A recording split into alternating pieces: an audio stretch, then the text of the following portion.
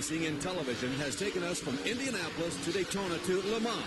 But I assure you, the world's most exciting is sprint car racing. The best part about it is that race nights usually come in pairs. For instance, here's what last night looked like. There's no one between Jeff Swindell and Steve Kinzer. Kinzer's in the number 2 spot. There's no lap traffic. And Kinzer goes to the high side. He's got a car taking coming out of full ahead. Look out. He doesn't do it this time, but what's the oh no. He was in trouble. He spun the car and cost him dearly, Larry. This is the North Texas Motor Speedway, and tonight is the World of Outlaws Fram Dash. Hi, everybody. I'm Larry Nuber, along with Mike Galloway. Now, the World of Outlaws season is officially over, and Steve Kinzer, who else, is champion again. But the racing action is certainly not over for this year just yet. Now, Mike, can you tell us and prove to us that tonight is not just another World of Outlaw feature? Oh, believe me, it's not a World of Outlaws regular feature. This one is very special, Larry. It pays $65,000 to win. A sprint car race. A sprint car race. The world's richest sprint car race. Everyone is going to want to go to the front in this race. Well, Mike, drivers have been accumulating points all season long towards tonight. The top 10 are locked in. They will start in positions 1 through 10. And here's what some of them had to say. Well, let's hope when the checker flag falls, we're the one that gets there first. I think that's not only what I'm trying to do, but everybody else here. Yeah, we won the race last year. I hope we can come back and repeat it again this year. And we hope to win $65,000. That's what we come for. We're hoping we can just take home the $65,000. We're looking forward to this race. This is a super race for everybody. It's the biggest of the year, and we're pretty pumped up for it. I just appreciate Fram Autolite making this really well worth our while being here. Last night was truly just a preview to this evening, and Mike, as further proof that this is not just another sprint car race, yes, we're adding the money, but there are some other elements here, too. I think there's a couple of real key elements tonight, Larry, and one of them would be the fact this racetrack is unlike any other racetrack they've been on all year long. Instead of adding horsepower to the cars, the racers are actually taking horsepower out of the cars. The bite is so great that we're seeing cars stand on the rear bumpers all the way down the chute. The other thing, this is the last race of the season. You've got all year to repair your car. Let's just go for it. Simply stated, Mike, you're right. The most important sprint car race of 1991, next on Prime Network. The World of Outlaws Fram Dash is being brought to you by Autolite Spark Plugs.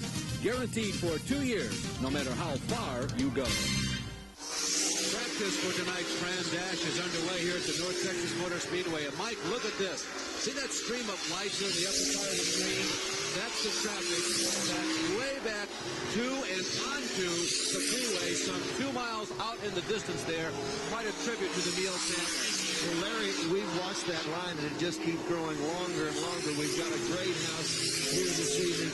The Mills family took absolutely a wheat field here in North Texas and has built one absolutely beautiful 1/3 mile facility.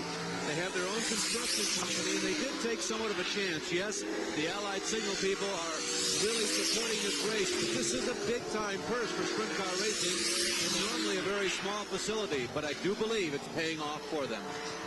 Welcome to the 1991 World of Outlaws Fram Dash, and things get very serious now. This is heat number 1, sponsored by Bars Leaks. The top 3 finishers in this race move on to the Fram Dash for this season. $130,000 in all on the line. One man will take home $65,000 tonight. Here's the lineup for heat race number 1. On the inside of the front row from Texas is Gary Wright in car number 5W. Jeff Swindell is alongside. Row number 2, Pete Butler in car number 7 and Mike Peters in 3BG, the Red Machine. The third row is made up of Shane Carson from Oklahoma in car number 12, $, and Greg Hodnett, the college student, in the white number 4A. Row number 4 is Gary Cameron from Oklahoma and David Horton from right here in Dallas. And the fifth row, all by himself from British Columbia, Canada, is Jimmy Carr. The field gathers as they move into corner number 4. Now picking up steam. And the Fram Dash for 1991, or at least the route headed to it, is underway. Jeff Swindell takes the early lead. He won the racing team, the helmet dash from last night. Remember, only the first 3 cars will move into the main event, and so far it's all Jeff Swindell. Swindell in the lead, but Mike Peters is sitting on the bubble. He's trying to get in a spot, trying to get just a little bit of extra work out of it. That 3 BG car, but right now, this man is on his way. Jeff Swindell, if nothing goes wrong, he will be in that top 3. He's leading it right now. The man, Gary Wright, setting it.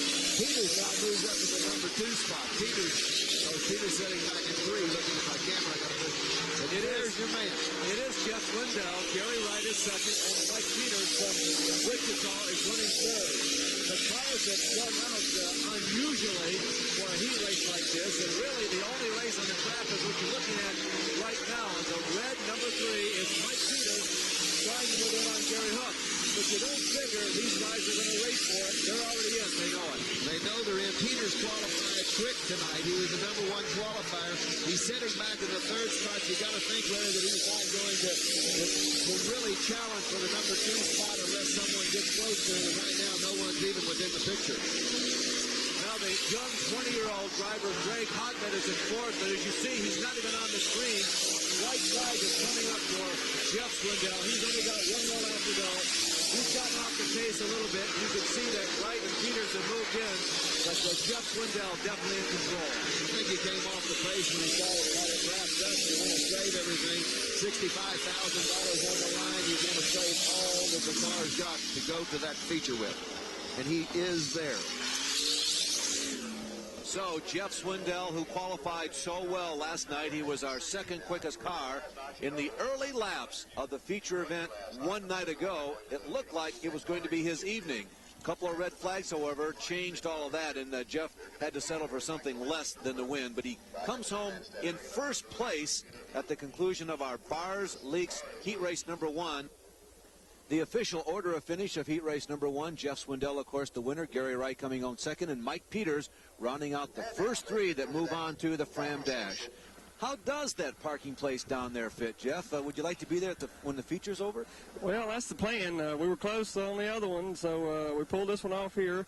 We've been getting some good starting positions, starting up on the front of the deal, and that makes it a lot easier. The track right now is a little wet on the bottom, so you got to run up close to the cushion or right on the edge of the wet and start to get a little black right in the middle. Jeff, this is Mike. You're going to be starting 7th in the 7th position tonight in the feature. Will you do anything different to the car, or will you wait to see what the track will do? Well, actually, the car is a little loose right now, right up in the middle of the racetrack. It's starting to get a little black, and where it's black, it makes it a little hard to get hold of. We've got the car set up just like we had it last time. We were up here, and the track was real heavy all over. Now it's starting to get a little slick in the middle. We'll come back, tighten the car up a little bit, then try to get this run pack carpet center car back up to the front. Winner of the Bars Leaks heat race number 1, Jeff Swindell, with a full night of work ahead of him. Thank you. Next on Prime Network in the Chevrolet Motorsports Hour is heat race number 2, sponsored by Snap-on Tool. This is the North Texas Motor Speedway. These cars are attempting to qualify for the 1991 Fram Dash. Very exciting heat race lineup here for the top contenders in sprint car racing in the first 2 rows. On the inside of the front row is Ohio's Jack Hewitt in car number 1X. Jerry Stone in car number 24 out of Oklahoma. Pennsylvania and Ohio drivers are side by side in row 2. Keith Kaufman in the black number 20 on the inside, and Jack Houdenchild, who got upside down here last night, is on the outside. In the 5th and 6th starting positions from Colorado is Rich Bubach, and Bob Weave in car number 19 is next.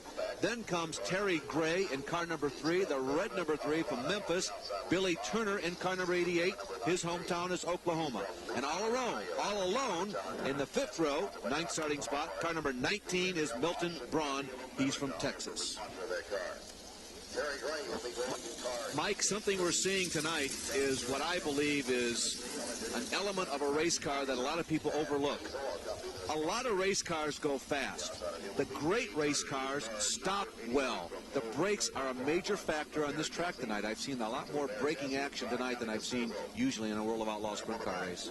Going into the turn and setting the car up tonight with the racetrack being the way it is, they're going to have to use the brakes to set it up.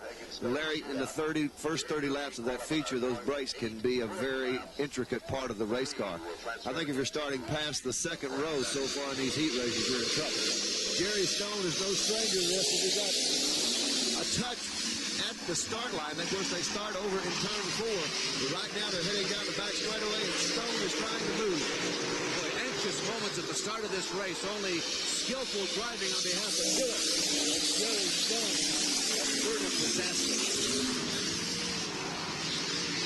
Jack Hewitt holds on to the lead here. 1 lap has been officially completed. That is a fellow Ohio driver, Jack Hodgchild, running in second position. There's Hewitt going by. Hodgchild and Guy Forbrook, number 5, running comfortably in second, but not enough to challenge Jack. Hodgchild made a real good move early in the race and put him into this number 2 spot. Right now, it is the Jack Hewitt, Hodgchild, and Jerry Stone. Those are the 3 cars set to go into the Fram Dash. But the first 1 and 2 cars, Larry, are having a battle all their own. Then there's quite a distance to that third-place car. Hodgchild is obviously hooked up just a little better than Hewitt. He keeps moving in, but again, like in the first heat, I will really be surprised if he hangs it all off to win this. The idea is not to win this race, it's to get into the main event. I think that the winner of this race is icing on the cake. But you want to make that top 3. Now, he's closing the gap a little bit. The third-place car, Stone is sitting back there, but kind of out of the picture right now. These 2 gentlemen, I don't see any real squabbles coming up. They know they're both there. If it happens, he'll take it. Jack Hewitt takes the white flag, one of the Tuesday chassis here. This is the car sponsored by Carbone Racing Engines and Wells Racing, Well-Willed Racing. Hewitt tears down the back straightaway around 3 and 4.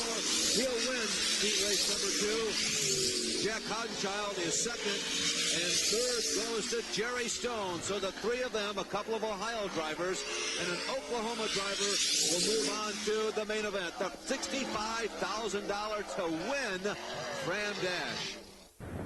The engine in a sprint car is built for one thing, and that's racing, top to bottom. Aluminum heads, aluminum block, best equipment that money can buy. There's a couple of parts on this engine that are just like the ones you buy across the counter in any parts store in America.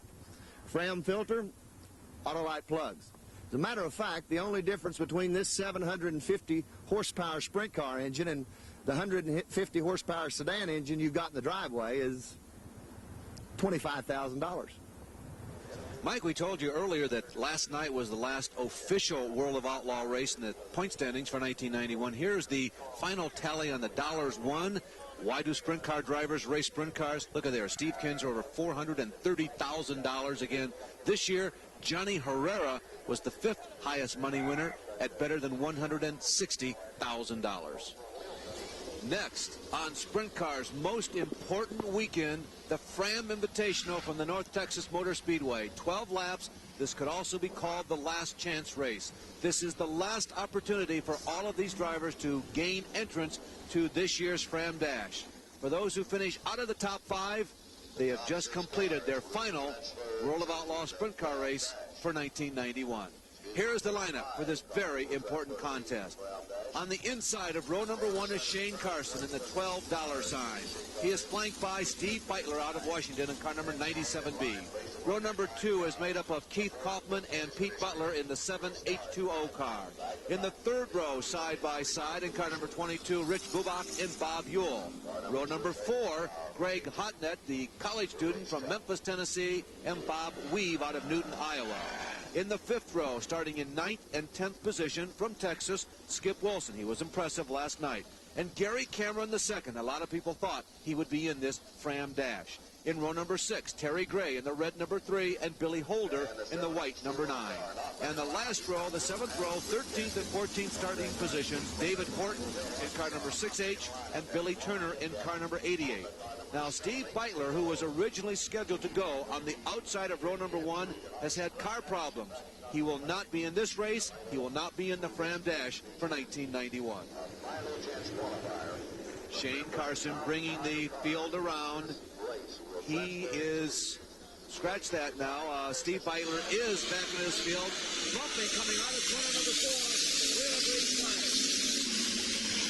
Racing, and they got together coming out of 4. We've seen that before, but Beitler is in the lead. Carson is running in the 2nd spot, and Bob Ewell is in the 3rd, and there's a battle for that 3rd and 4th spot. Remember, the fifth position is a critical spot in this race. The first 5 cars will move on to the Fram Dash. At number 85 right there is Bob Ewell. Bob Ewell is running in third position. Fourth is Keith Kaufman.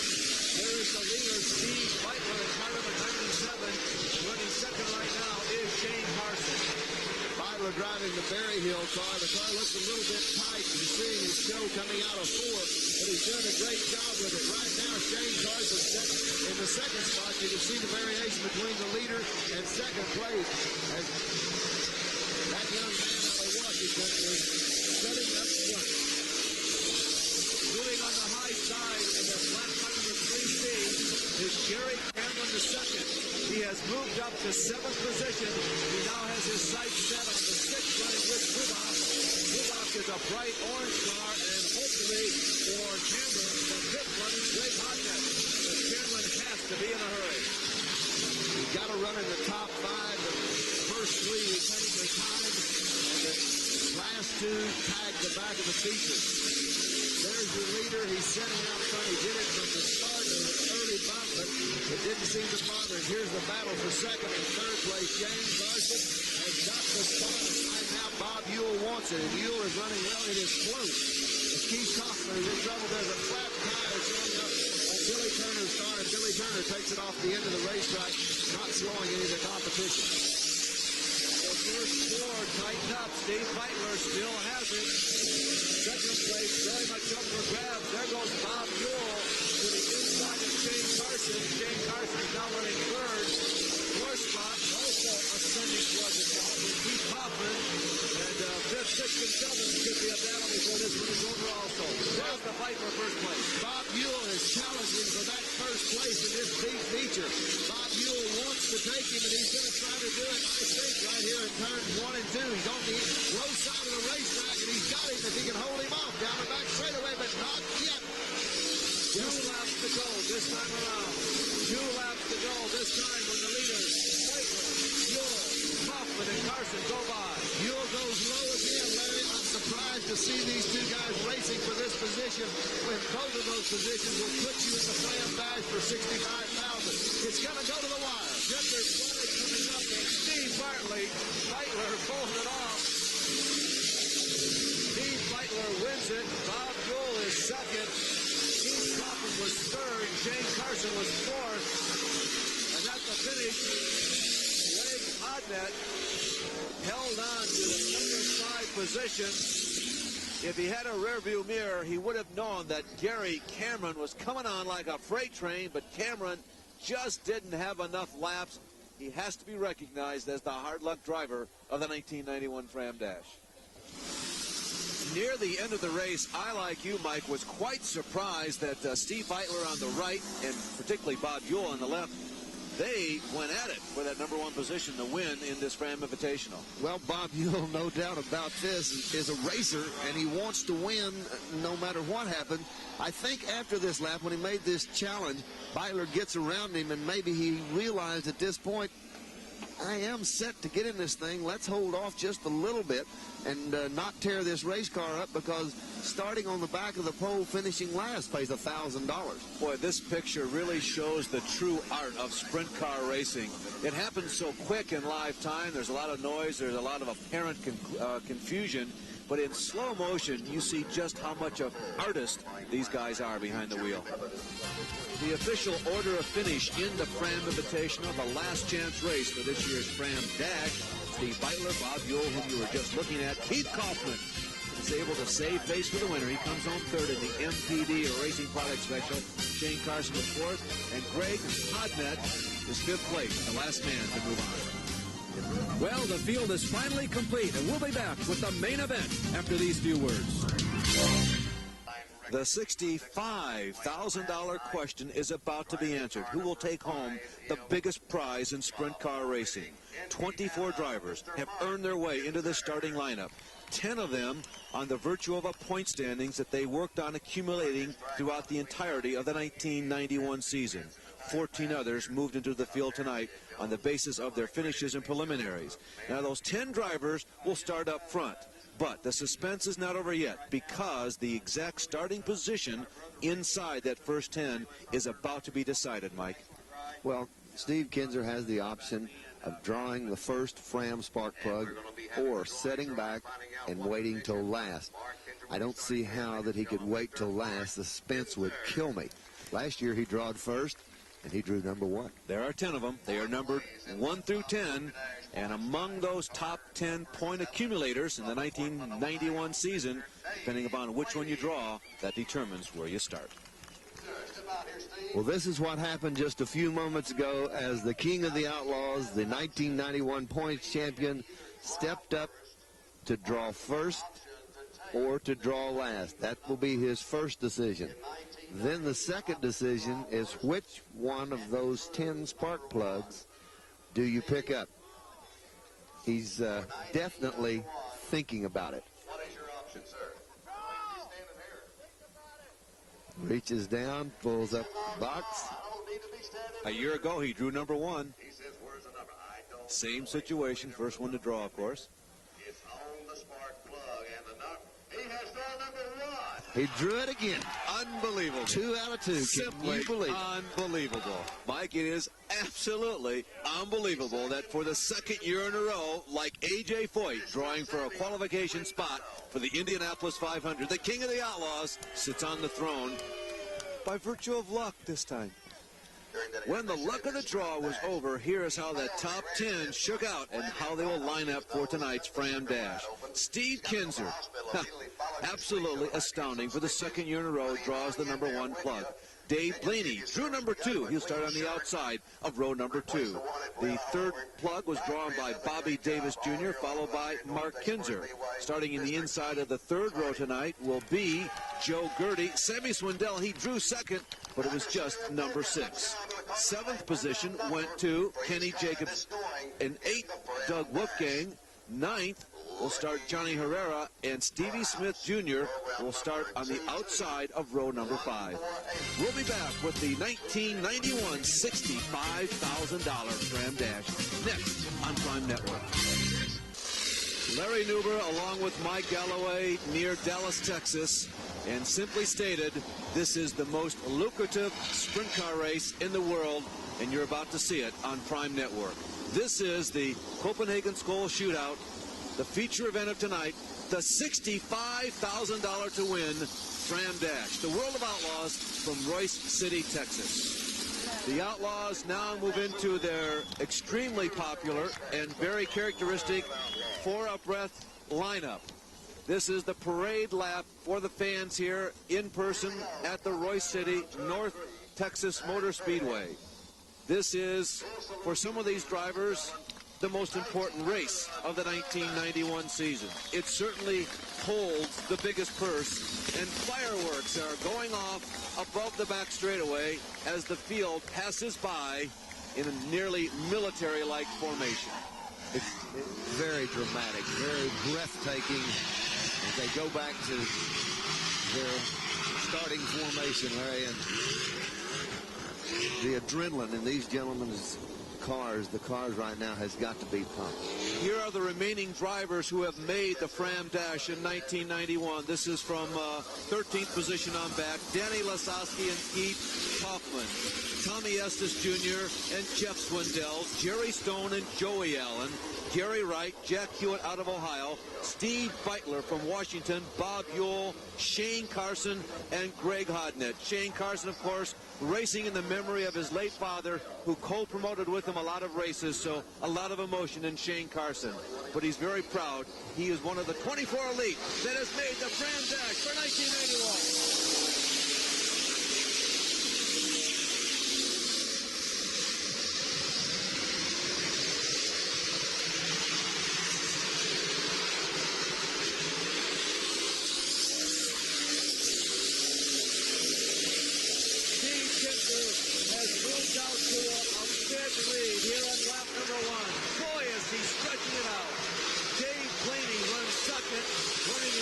Position right now, and on the prowl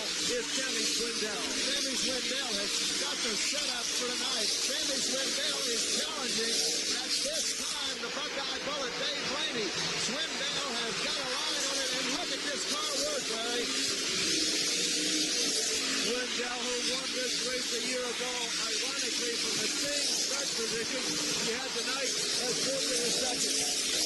He's dominating, but I don't think he's going to run off from Sammy Swindell. Swindell is sitting right behind him now, running the high side of the racetrack, and he seems to be working exceptionally well on the high side. Sammy Swindell has changed up on Steve Kinzer. He moved up on the low side, but now that he has caught Kinzer, Kinzer moved down low to protect his position. Swindell goes high. Wolfgang is threading the needle. Look at this. Swindell is right up against him. He's there. Swindell is moving on Kinzer. If he can do it down the back straightaway, Kinzer's holding. Let's see if Sammy can take the lead. Swindell appears to be able to drive on either side of the racetrack, either the high side or the low side. Well, if he can't, he's still showing Steve Kinzer that he can. Kinzer knows it, and Kinzer really looks like he's standing on the car hard, putting some distance. They're already picking up the top markers as you see him coming up on the 7 car. Potentially stopping could play a major role. Kinzer looks to the inside of Steve Butler. I think now the decision's going to be who can work the traffic the best. Will it be Steve Kinzer or can Sammy Swindell? Remember, this thing is going to go 30 laps and then it'll stop and adjustments will be made. Right now, the man to beat and the man that drew the #1 start run, the king of the outlaws, Steve Kinzer, is on his way. Steve Kinzer with 304 career wins. Sammy Swindell with 167 to win, running first and second. Gary Wright, that we saw go off the racetrack on the back straightaway in his black car. Gary Wright goes off. Kinzer and Swindell are going to spend the rest of this race in heavy traffic. Right now, Dave Brady is third, Joe Gertie is fourth, and Mark Kinzer is running in fifth position. Doug Wolfgang in sixth, but not in a challenging position for the first 5 spots. Steve Kinzer is putting some distance, and Kinzer's going out. Kinzer's car has quit. It's unbelievable that Steve Kinzer is pulling off of the racetrack, Larry. I can't remember the last time this happened. In a very dangerous position, Steve Kinzer is right in the middle of the back straightaway, but everyone miraculously saw him as that car comes to a stop in an extremely dangerous position. He wants somebody to give him a shove. Oh, look at that. He is very, very upset, and no doubt about it. This is just wipes out 65,000. Let's watch him as he comes down the back chute, heads the car into the turn, sets it up. The car looks like it's under power and working well, but right in this area, the car begins to slow down a little bit. Now, this is the front straightaway. This is when he heads out of turn number 2, Larry, the car, there it is, turn 4, the car just quit. 16 laps have been completed, 14 to go here in segment number 1 of the 2 segments of the 1991 Fram Dash. And if the next set of laps are as exciting as this set of laps, this race ends up just like we thought it would. The wildest race in the history of the Fram Dash. This is unbelievable. This is the North Texas Motor Speedway. We are about 30 miles east of Dallas, Texas, and you are watching the World of Outlaws Fram Dash, the final race for the World of Outlaws in 1991. $65,000 will go to the winner of this race. We're going back to green. Sammy on the low side, and look at this on the outside. Dave Blaney is really trying. Sammy Swindell all over the racetrack. But Joe Gertie has come up in his third spot, and he is going to be a player in this race for first.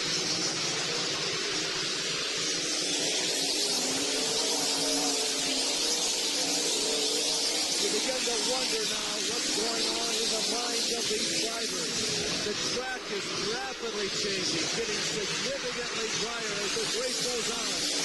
Joe Gertie is now beginning to look like he's faster than Dave Blaney. Blaney has gone down to the inside of the racetrack to protect his position.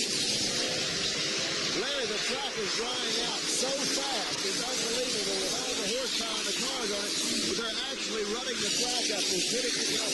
It's a completely different racetrack than when we started just a very short while ago. Right now, Sammy Swindell shows no difference. Joe Gertie has has moved into second position. Joe Gertie in the maroon number 7 PW is now second. Another driver on the road, in addition to Gertie, incidentally, is Doug Wolfgang. Gertie is now second, Blaney third, Mark Kinzer fourth, and a rising Doug Wolfgang in fifth. Right now, Joe Gertie may have the fastest car on the racetrack. Look how quickly he has closed the gap between himself and Sammy Swindell. Now, Sammy with more experience working lap traffic. This could be a big difference between Joe, but Joe is there right now. Joe Gertie is giving some consideration to moving to a different form of racing next year. And what a send-off this would be if he would win this race. Doug Wolfgang, Trophy is moving up. Well, he is on his way. Well, Doug Wolfgang always a contender, no matter what kind of racetrack you're on. He started off a little bit rough, but the racetrack is coming to the car, and he is on his way to the front. After we go red and start the last 20 laps, all of the lap cars will be taken out of the lineup. All the cars in the lead lap will start nose to tail. That, too, has to be on the mind of all these drivers in this first section. Well, when you take all the lap cars out, it's a brand new ballgame. With 3 days ago, there's no traffic to work. We're wide open, and you can run wide open. That's when we'll find out who's the fastest man on this racetrack. Sammy Swindell going to the high side of Greg Hodnett. Now he goes to the low side as Hodnett moves over for the leader. Joe Gertie is next among the lead cars to lap. And it's unlikely at this point that Hodnett and Jeff Hodnett know exactly that he's there. Here is fourth and fifth. Actually, third, fourth and fifth. Leading Mark Kinzer, Doug Wolfgang. Doug Wolfgang is there, but he's right up on Kinzer. And Kinzer is getting right behind Dave Blaney. So those 3 cars all very, very close to racing. This whole complexion of this race could change in a moment's notice. There's Swindell moving into heavy traffic. That's Ohio's Jack Stewart right in front of him. There's 2 laps to go here in segment number 1. The question is now, can Swindell hold on to this position over Joe Gertie? Or is Gertie exactly where he wants to be? Sammy Swindell is running an all-new coil-over car that he's taken this year and started out using an original chassis. Now he has a coil-over chassis. This is a lightweight car, and he has made the coilovers work very, very well as he's showing here tonight. Gertie, as lap number 30 comes to a close, was as close to Swindell as he was at any time during that segment.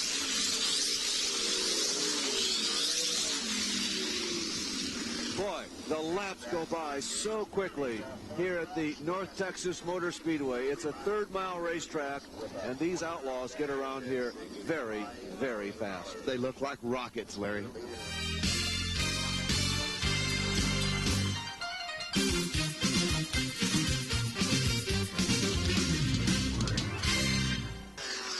We are nearly ready to go back to racing to crown the 1991 Fram Dash champion. It will not be this driver, Mike. Steve Kinzer is very upset, as you can tell. And we've received word that he stripped a gear on the rear end. Larry, that is probably as strange or as freak an accident as could ever happen in a sprint car. Very unusual. You can see Steve, despite all those wins, over 300 times in his career, he has victored a World of Outlaws sprint car race. Twice this season, he has already won $50,000 races. But still, obviously, this is the one that everybody wants. Here is how the cars will restart. We have 13 cars in the lead lap, led by Sammy Swindell, Joe Gertie. Mark Kinzer is third. Doug Wolfgang, could be an interesting story developing there, has moved up from 8th. He now runs 4th. And Dave Blaney is in 5th position. He was challenging for the lead right after the green flag dropped, but he slipped behind Gertie, Mark Kinzer, and Doug Wolfgang. There have been 108 dates at 47 tracks in 21 different states on the World of Outlaw Trail in 1991. This is the crescendo of all of that. Yes, everybody wants to win at Knoxville. Everyone wants to win at Eldora. But this one pays the most money. Swindell will move this field around. as he comes out of corner number 2, goes to the back straightaway. He determines when this race starts. When he starts to accelerate, we're back underway again. 20 laps to go, $65,000 for the race winner. Wolfgang immediately goes to the high side. Wolfgang is charging like a man possessed. He is in 30, right up on the rim, and he is flying. Coming underneath Gertie and making a pass. Losing in the number 2 spot, Larry. Doug Wolfgang takes over second. Joe Gertie comes back. Grabs it again. Swindell with a clear track in front of him. Stretches out his lead. I think he caught Gertie napping just a little bit, but when he flew by Joe Gertie, Doug Wolfgang kind of shook him a little bit, and Gertie came back to capture that number 2 spot. Doug is running the high side of the racetrack. No one else is up there. Joe Gertie really showed how mature of a race driver he has become this year. After Wolfgang stuck underneath him, he refused to be denied. Lap traffic is sure to play a role in this race. Here's a shot at second and third with Joe Gertie on the low side, Doug Wolfgang on the high side. Wolfgang going to try to get underneath him, but he can't close the gap. Gertie is running a beautiful low line, and he cannot. Wolfgang has not been able to come up with it. Again, you're looking at the war for second place. They appear to be moving in a little bit on Swindell. That's Joe Gertie in second. Doug Wolfgang in third. Wolfgang goes back to the inside of Joe Gertie one more time. Now Wolfgang has gone to the low side of the racetrack. He hasn't been there. He's been running the high groove you see here. And when he does that, Joe Gertie pulls back, but Wolfgang has got a clear pass now. There's only one man between him and $65,000, and that is Sammy Swindell. And his fly has got the front end off the ground all the way down the straightaway. The laps are going by very quickly. Only about 10 laps to go. The leaders are now in heavy traffic. This could determine who wins $65,000. Wolfgang is as close to Swindell as he has been all race. Gertie is also within shouting distance. Wolfgang moving in. Wolfgang on the high side. Swindell on the low side. Wolfgang is going to try to make it.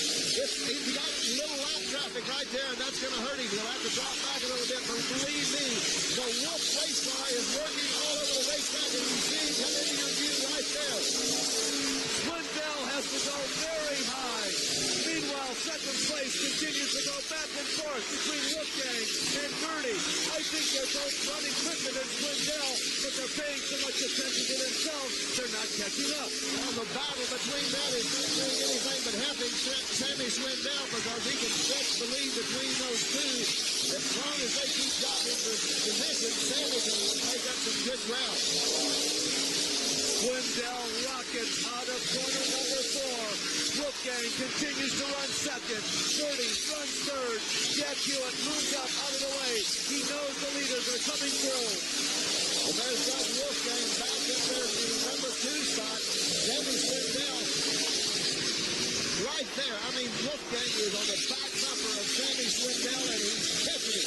If he'll get around, it's just a slight bobble. Look at him on the high side, Larry. Mark Kinzer is also close to this group. Into corner number 1, Swindell takes a hard right turn, tries to shut off the outside lane. He heard Doug Wolfgang coming up.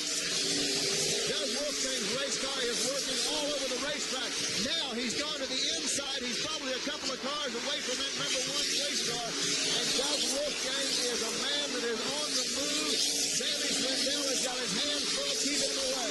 Oh, Bob Yule slides up, almost makes contact with Sammy Swindell.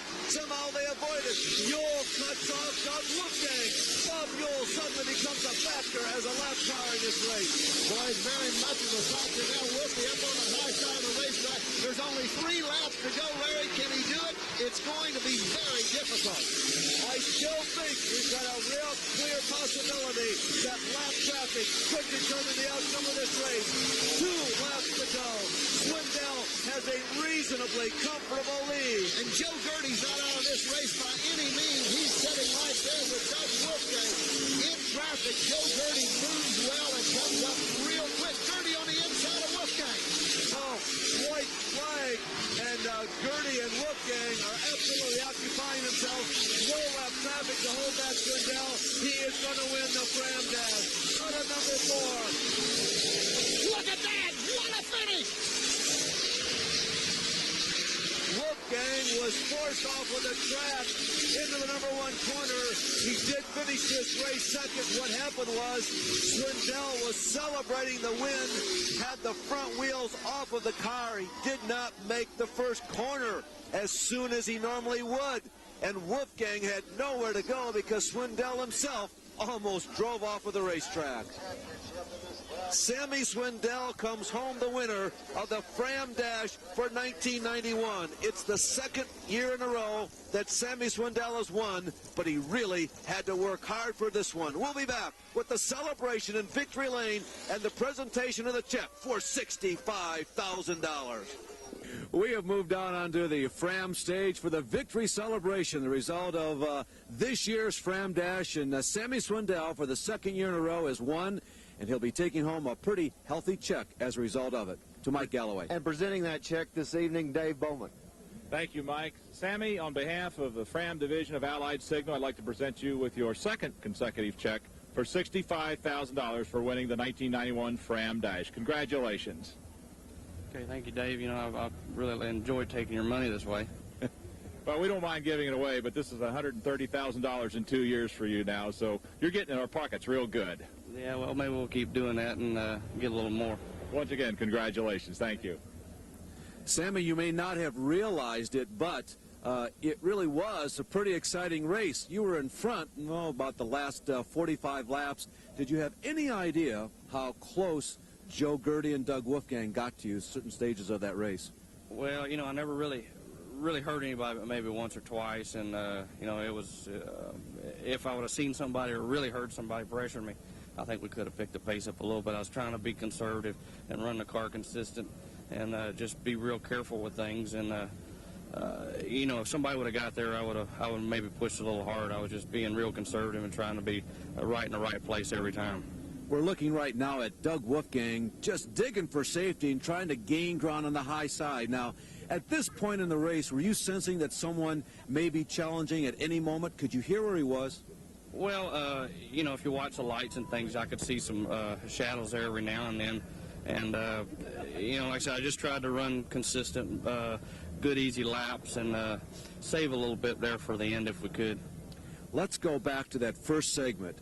It looked like you were going to have a race with Steve Kinzer. You got through traffic early on quite fine, and all of a sudden the big surprise, he stops in the backstretch. Well, it definitely made it easy for us. You know, our car was a little bit too tight there at the first, and his car was getting, you know, his car was good. I think maybe if the race would have lasted, you know, the track was definitely coming to our race car.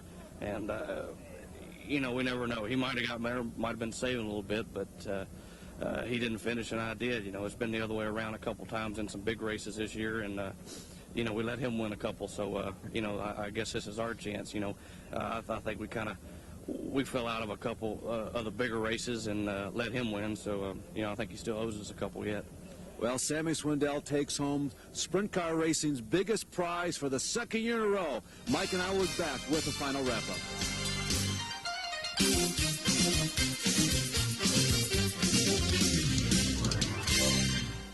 Well, it's so exciting when it happens, Mike. It's almost deflating that the Fram Dash is over for 1991. You're looking at the official order of the top 5. Sammy Swindell, of course, coming home in first place.